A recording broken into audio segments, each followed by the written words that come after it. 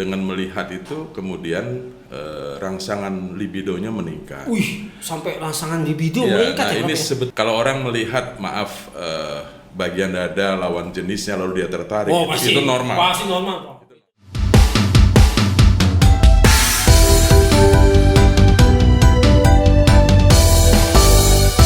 Action.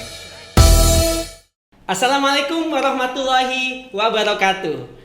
Jumpa lagi bersama kami di channel YouTube Sarjanamu, Gudangnya Generasi Berkeunggulan. Teman-teman, hari ini merupakan hari yang sangat spesial karena kita juga akan membahas hot issue yang sangat juga spesial. Apakah itu? Tema kita hari ini akan membahas penyimpangan seksual berkedok penelitian. Kembali di gedung Fakultas Ilmu Pendidikan lantai 3 Universitas Muhammadiyah Jakarta di Studio 007. Kita sudah bersama narasumber yang sangat luar biasa, yaitu ayahanda kami Profesor Dr. Agus Suradika. Gimana kabarnya, Prof. Agus? Alhamdulillah sehat. Assalamualaikum. Waalaikumsalam warahmatullahi wabarakatuh. Baik, kita ketahui bersama teman-teman, Prof. Agus merupakan tokoh pakar pendidikan dari guru besar dari Universitas Muhammadiyah Jakarta dari Fakultas Ilmu Pendidikan. Prof. Agus, kita tahu bersama sudah banyak sekali kiprahnya dalam dunia pendidikan, terutama dalam bidang penelitian.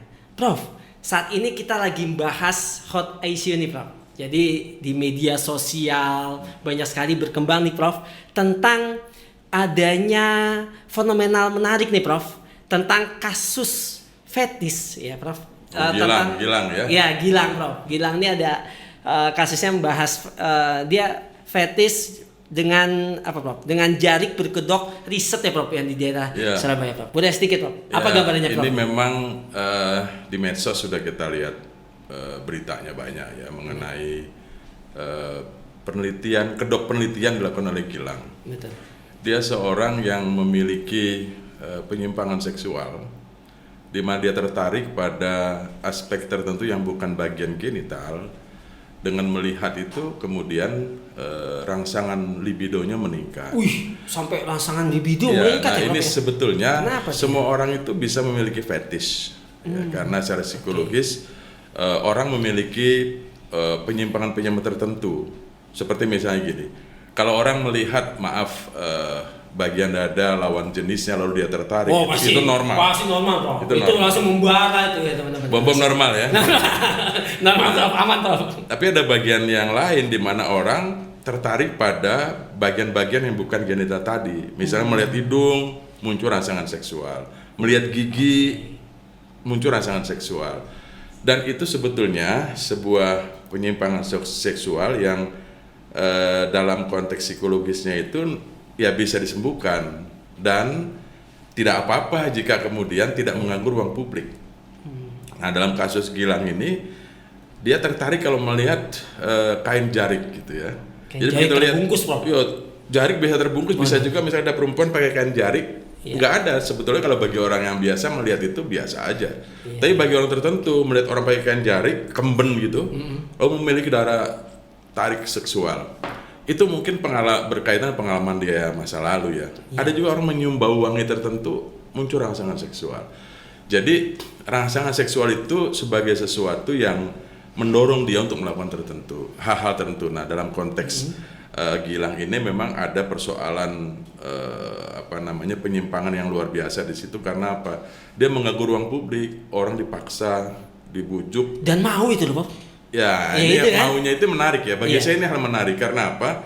Ternyata orang Indonesia itu memiliki semangat untuk memberikan bantuan pada siapa sih melakukan riset gitu ya. Jadi kalau sudah disebut penelitian, orang pasti ini mencari kebenaran. Karena riset itu sebenarnya untuk mencari kebenaran. Maka orang akan dengan senang hati membantu. Kita sering misalnya di mall ya. Sebetulnya kita terganggu tuh ketika ada surveyor datang, "Pak, tolong kami melakukan ini bla bla bla." Kita siapkan waktu untuk memberi jawaban itu. Dan itu kenapa? Karena semangat mencari membantu kebenaran. Ya. Curiosity-nya, rasa ingin tahunya juga tinggi sekali. Nah, bagi korban-korban Gilang ini sebetulnya kita harus menilai dari sisi positifnya adalah orang Indonesia ternyata baik-baik ya, semangat sekali membantu mencari kebenaran di dalam negara riset. Apalagi dalam hal penelitian ya, Prof. Ini menarik nih, Prof. Ketika kita bahas ternyata kedoknya kan riset, kedoknya penelitian. Jadi mengenai tema kita nih Prof, penyimpangan seksual berkedok penelitian. Sebenarnya apa sih Prof yang menyebabkan tolak ukurnya sehingga kira-kira nih dalam kekuatan penelitian nih dan mencari kebenaran Prof? Saya mempunyai pengalaman ketika melakukan riset dunia malam. Wih, menarik. Teman-teman, 2000. dunia malam ya. Gimana tuh Pak? Boleh diceritakan ya Pak? Dunia malam itu tafsirannya kan orang selalu menilai itu dunia remang-remang yang penuh dengan keburukan negatif. Tapi misalnya bagi seorang researcher yang ingin mencari betul sebenarnya realitas dunia malam kayak apa sih? Adakah mutiara-mutiara yang muncul dalam kehidupan malam itu? Ada mutiaranya Prof? Saya melihat begini ya, orang melihat dunia wanita pekerja malam misalnya, apakah dia ladies escort atau apapun namanya. Sebenarnya kalau kita mau dalami, dia sedang berjuang mempertahankan kehidupan. Dia sedang berjuang untuk menafkahi dia dan keluarganya. Memang ada banyak faktor ya. Saya melihat ada 4 faktor orang yang terjerumus dunia malam hasil 4 faktor. 4 faktor. Yang paling terbaru adalah hedonisme. Kalau pertama misalnya orang wanita kerja di dunia malam karena broken home, broken heart, perceraian di keluarga dan sebagainya itu hal biasa. Tapi ada yang namanya hedonisme. Sebetulnya dia orang kaya. Pada saat dia sekolah kuliah, dia dibiayai orang tuanya. Ketika dia lulus kerja, lalu kemudian di dalam pekerjaan itu nggak mencukupi untuk kebutuhan pupur bedak ya, bedak. Kebutuhan. Ini bahasanya nih emang agak odik ya, tapi jiwanya milenial. Oke lanjut Pak. Asal jangan perilakunya kolonial aja. Jadi untuk kebutuhan itu nggak cukup, maka kemudian dia lari ke dunia lain untuk mencari nafkah itu. Nah, seringkali penelitian dunia malam itu, kalau seorang researchernya, penelitinya tidak betul-betul karena dia seorang peneliti yang profesional, itu bisa saja melakukan perilaku seksual, penyimpangan seksual, dan kedoknya adalah penelitian tadi. Tapi Prof enggak kan? Insya Allah. Masa nama Muhammadiyah gitu kan? Insya Allah enggak. Alhamdulillah. Nah, kira-kira Prof, temuannya apa Prof di dalam penelitian ini? Kalau kita bicara tentang riset, tentunya kita bicara tentang sebuah kebenaran nih, sebuah temuan yang baru. Kira-kira apa sih Prof? Ada yang menarik riset yang dilakukan oleh Profesor Sacipto dari Gajah Mada ya. Beliau menulis buku tutur kata dari pelacur, itu bukunya agak tebal, riset dia itu menarik ya. Belum menceritakan bagaimana di dalam kamar berdua dengan pelacur, tapi dia tidak mempunyai niat tertentu untuk melacurkan diri. Dia mengatakan bagi seorang peneliti, jika dia meneliti lalu menikmati kliennya, menikmati respondennya, maka dia lebih rendah dari pelacur itu sendiri. Nah, ini ada kode etik peneliti. Bagaimana? Kode etik peneliti, Pak. Ya, LIPI itu sudah merumuskan apa yang disebut dengan kode etika penelitian, Majelis Peneliti LIPI ya. Apa saja itu, Pak? Nah, ada 3 aspek penting. Bagaimana perilaku dia secara pribadi. Perilaku dia dalam penelitian, melakukan riset, dan perilaku dalam kepengarangan, dalam mengarang hasil riset. Satu yang penting adalah dalam konteks pribadi, perilaku pribadi itu, moral, nilai-nilai kebaikan itu harus selalu menjadi dia. Kalau riset ya riset gitu. Bahwa dia melakukan penyamaran, ya. Pada saat dia getting the data, tidak mungkin kalau dikatakan saya ini peneliti, pasti dia akan dapat data itu. Tapi kalau dia menyamar, pertama pasti menyamar. Tapi finally, ketika dia melakukan cutting, mengulang hubungan profesional sebagai peneliti, dia harus bercerita bahwa ini riset, dan orang itu harus kemudian menyetujui bahwa secara sadar ya Prof ya? Betul, boleh ya? Betul ya, saya melakukan riset itu, judulnya dulu profil dan peta masalah wanita pekerja malam. Begitu saya membuat laporan, itu diterbitkan di jurnal Medan ya tahun 2004. Wah, sekarang udah skopis tuh. Nah itu harus ada itu terminasi, dan kemudian kita bercerita, ini loh hasil risetnya seperti ini, ada nggak keberatannya. Nah disitulah sebetulnya kode etik seorang peneliti. Dia meneliti, dia menganalisis, dia menyimpulkan, membuat kategori, tapi kemudian dia harus komunikasikan dengan informan dan respondennya itu.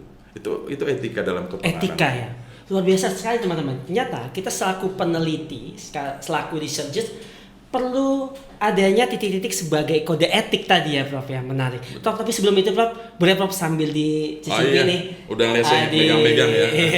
Sarjanamu kita ngopi dulu Prof. Ayo teman-teman kita ngopi dulu.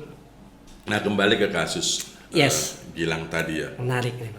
Ini menarik, sebuah perguruan tinggi negeri di Fakultas Ilmu Budaya, ada mahasiswanya mengaku sebagai peneliti. Untuk kebutuhan skripsi dia, lalu dia mengorbankan adik-adik kelasnya. Saya kira bagi perguruan tinggi itu juga punya kode etik. Ada kode etik mahasiswa, ada kode etik dosen, ada kode etik perilaku di dalam kampus. Yang kayak gini masih udah dipecat di DO. Soal pidananya tergantung pada korban. Tapi tugas universitas itu adalah memberikan pembelajaran bagi mahasiswa yang melakukan tindakan seperti itu. Karena sudah mengganggu ruang publik. Betul. Kalau domainnya private, orang itu tidak merasa terganggu, orang itu tidak melakukan sukarela ya Prof. Dia nyaman-nyaman aja ya. Silakan aja. Tapi di sini kan sudah ada pengaduan. Banyak. Dalam konteks ini karena sudah tindak pidana, maka dari aspek kepolisian pun harus segera mengambil langkah karena sudah ruang publik nih. Jadi kalau sudah pidana nggak ada atau tidak ada pengaduan, ini harus diinvestigasi, didalami dan diberikan sanksi. Tapi bagi kampus saya kira saran kita ya ini mencoreng dunia pendidikan ya Prof. Kemudian Prof, bicara tentang penelitian lagi nih balik. Terus kemudian jangan sampai nih Prof, setelah kasus akhirnya fetis kain jarik yang dilakukan oleh Gilang ini, akhirnya orang jadi antipati nih Prof. Ini jangan-jangan benar nggak nih penelitian? Kira-kira apa yang perlu disiapkan nih Prof oleh seorang peneliti? Nah disitulah ya riset itu kan bagaimana mengungkap kebenaran. Iya. Cara mengungkap kebenaran itu tentu dengan data. Maka bagi seorang peneliti dia harus jujur menjelaskan pada kalau itu sesuatu yang bisa dijelaskan di awal, maka dia harus dijelaskan di awal bahwa itu penelitian, bahwa ini riset tujuannya seperti ini. Jika persoalannya bukan persoalan yang hidden ya, persoalan yang memang tampak, tapi kalau persoalan yang hidden yang tersembunyi seperti dunia malam kan tersembunyi, faktor-faktor penyebab dan sebagainya tersembunyi, dia di situ harus melakukan penyamaran. Tapi penyamaran di situ dia tidak boleh menikmati apa yang dia samarkan itu. Dia tidak boleh menjadikan responden sebagai sesuatu yang menguntungkan dia secara pribadi. Itu yang dari sisi peneliti. Saya kira ini kasus bukan pertama ya.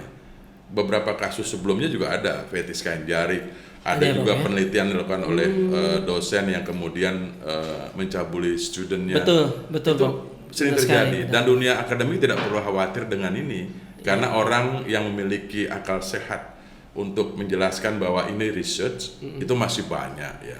Tinggal nanti bagaimana instansi terkait yang memiliki kewenangan untuk melakukan tindakan moral atau tindakan hukum atau tindakan sosial itu akan memberikan punishment. Kalau tidak diberikan punishment maka dia akan semakin kacau ya, dan semakin mengganggu dunia akademik kita. Menarik nih. Mungkin bisa Prof berbagi nih sama teman-teman kira-kira gimana sih kiat-kiatnya nih Prof? Misalnya contoh dia mengambil kualitatif riset dengan fenomenologi gitu kan, biar berbasis fenomena sosial yang ada yang berkembang di masyarakat. Terus kira-kira ada tips nggak Prof? Gimana supaya penelitiannya ini sesuai kode etik, tidak menyalahi, tetapi hasilnya juga berguna nih Prof untuk masyarakat secara luas. Yang pertama itu adalah niat. Nawa itu ya Prof ya. Inamalu biniat gitu ya. Jadi kalau orang memang melakukan niat untuk riset, maka dia akan fokuskan semua aktivitas itu memang kebutuhan riset. Tidak ada kepentingan pribadi di sana yang dia campuri gitu ya. Lalu yang kedua, secara metodologi kaya sekali kualitatif ini. Betul. Ya. Bagaimana mencari itu kaya sekali. Karena apa? Karena dalam riset kualitatif itu namanya explore kan, jadi mendalami. Betul. Kalau kuantitatif kan menguji teori, Pak. Kalau kuantitatif itu mereduksi teori menjadi beberapa variabel, realitas direduksi menjadi beberapa variabel. Tapi kalau riset kualitatif dari suatu temuan yang sederhana dia dieksplor, dikembangkan, maka tekniknya lebih banyak snowballing. Snowballing, mencari responden snowballing. Nah oleh karenanya kalau kita melakukan riset kualitatif jangan pernah merasa lelah. Karena suara riset kualitatif itu ada lagunya jangan menyerah. Nah itu loh. Kalau soal lagu bom-bom lah ya. Nah dia harus kuat fisiknya, apalagi untuk dunia yang memang hidden ya, tersembunyi gitu.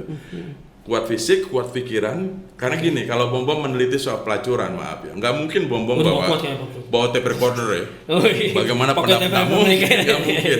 Jadi kekuatan rekaman di dalam otaknya ini itu betul-betul terandalkan. Dan yang ketiga, jangan takut dengan resiko. Apa resikonya? Bagi seorang peneliti dunia remang-remang, peneliti dunia malam, Pertama dia akan terkena resiko dicibir. Pasti. Ngapain riset yang kayak gitu? Apa gunanya? Yang kedua, ini pasti menikmati dunia malam itu. Nah, cibiran-cibiran itu harus dijawab secara tegas dari hasilnya. Itu yang disebut dengan saya mempunyai dua perspektif etika ya, etika teologis dan etika deontologis. Etika teologis itu berbicara mengenai yang penting tujuannya tercapai, bagaimana prosesnya. Goals-nya tercapai ya Prof ya. Kalau deontologi baik tujuan maupun prosesnya harus sama-sama baik. Nah, bagi seorang researcher itu kadang-kadang teologis tujuannya tercapai. Saya ambil contoh ya. Saya tahu bahwa cipika-cipika itu haram. Cipika itu haram. Haram. Bagi sekarang Prof, corona begini. Oh iya, jelas haram. Tapi bagi seorang peneliti dunia malam, ketemu respondennya, informannya, salaman dari cipika-cipiki, itu dia pahami sebagai sesuatu yang memang morally dia tahu bahwa itu salah, itu dosa, tapi ini budaya yang muncul di sana, gitu ya. Ya saya biasa dulu kalau habis gitu malam saya ambil wudhu, sholat tahajud, mudah-mudahan Allah mengampuni gitu ya. Oh, amin. Nah itu baru cipika-cipiki kan, sesuatu yang dalam perspektif masyarakat tertentu itu tidak bermoral, tapi perspektif masyarakat lain bisa memahami itu. Maka teologis, perspektif etika teologis membolehkan itu, ya silakan. Tapi yang penting Anda paham bahwa itu adalah sesuatu yang melanggar dan kemudian Anda tidak menikmati itu, gitu. Jadi kalau bukan dalam kondisi researcher ya sebagai peneliti ya dihindari yang seperti itu. Pencibiran. Yang ketiga adalah jangan lupa kalau kita mau riset kualitatif yang baik itu semua hasil tema dan kategori-kategori yang kita temukan itu betul-betul dianalisis lagi, undang para pakar ya Bapak pakar, kemudian komunikasikan juga dengan para informan Anda, lalu kemudian refleksikan lagi dan dia menjadi hasil. Perlu expert judgment juga Bapak ya? Pasti. Contoh ya, kalau riset kualitatif itu menarik seperti Clifford Geertz ya, dia membuat tiga kategori Islam kan, santri, abangan, priai. Sampai sekarang kategori ini digunakan dalam berbagai macam dimensi, termasuk politik, ekonomi dan sebagainya.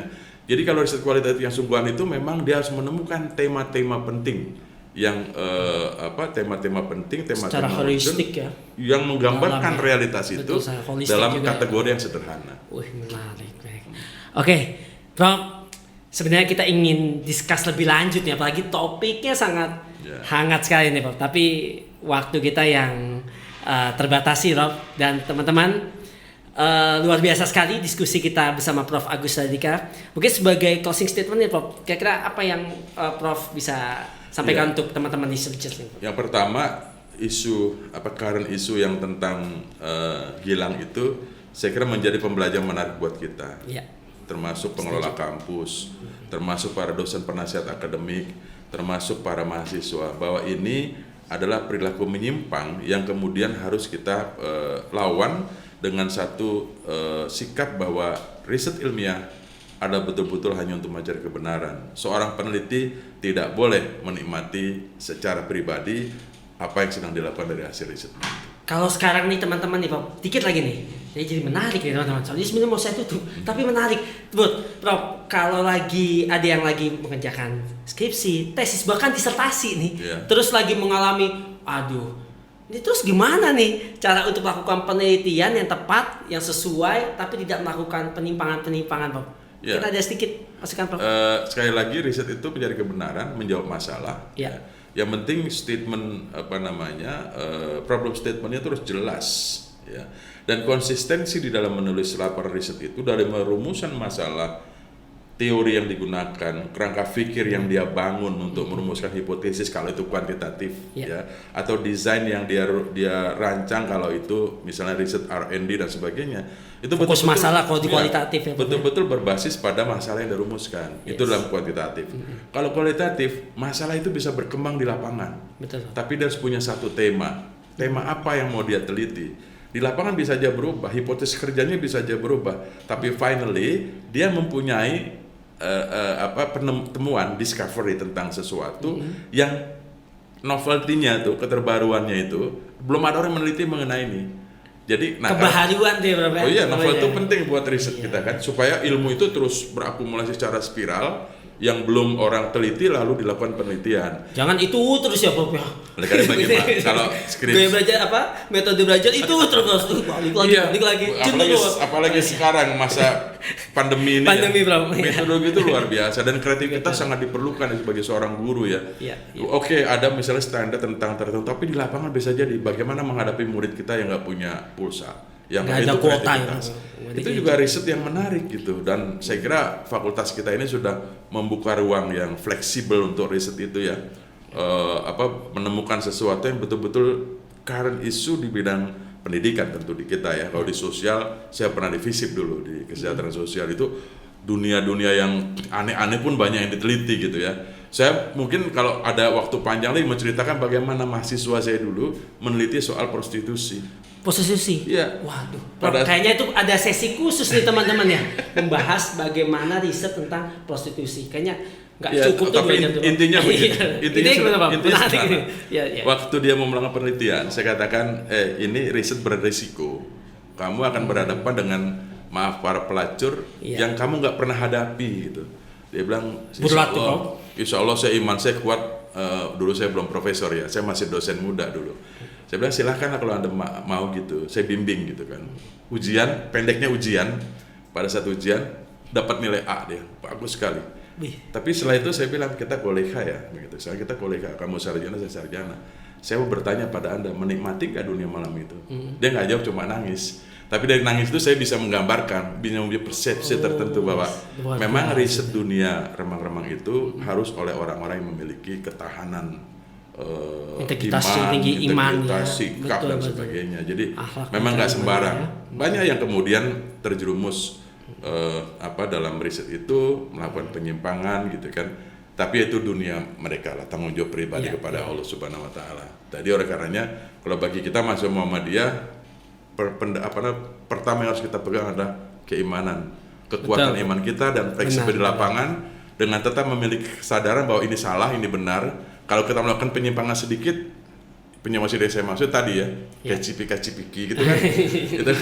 Kalau bom malah masih cipika, nggak penelitian aja cipika-cipiki. Sekarang cipika-cipikinya virtual. Virtual. Jadi pakai holografik.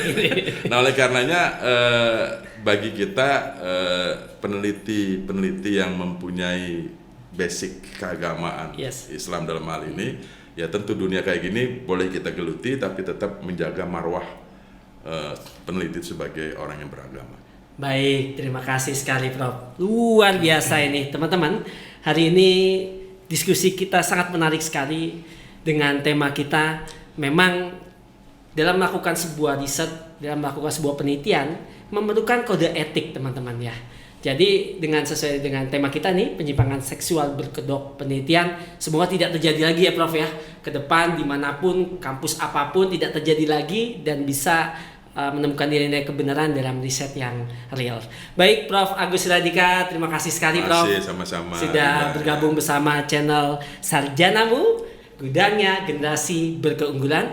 Sekian dari Gedung Fakultas Ilmu Pendidikan Universitas Muhammadiyah Jakarta lantai 3 di Studio 007. Cukup sekian dan terima kasih. Sampai ketemu di konten-konten selanjutnya.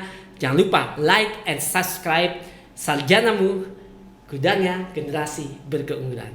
Wassalamualaikum warahmatullahi wabarakatuh. Waalaikumsalam warahmatullahi wabarakatuh.